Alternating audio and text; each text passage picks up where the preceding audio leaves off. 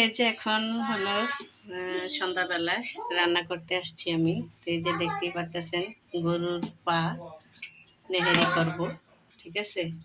সেজন্য আর কি প্রেশার কুকারে দিয়ে দিলাম, কারণ এগুলা প্রেশার কুকার ছাড়া রান্না করা যাবে না আর এক লাকড়ির চুলায়।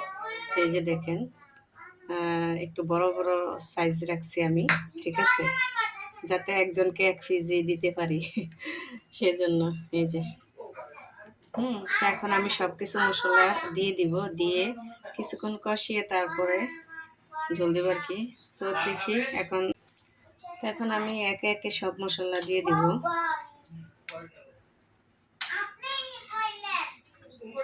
আদা বাটা দিয়ে দিলাম, আর এখানে আছে মরিচ।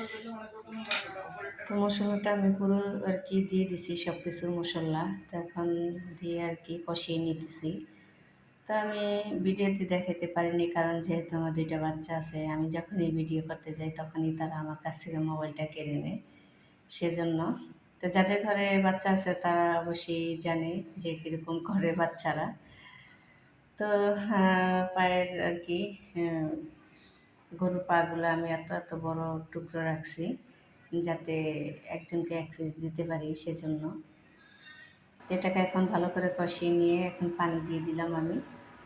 তো পায়ের নেহারিটা এত মজা হয়েছে, এত মজা হয়েছে, কী বলবো, যে হাড্ডি সহকারে খাওয়া যেতেছে এরকম। তো আমার হাতের পায়ের নেহারি সবাই পছন্দ করে, অনেকেরই খাইছি, বাট কিন্তু আমার মতো এত মজা হয় না। তো আর কি কেমন হয়েছে অবশ্যই কিন্তু জানাবেন।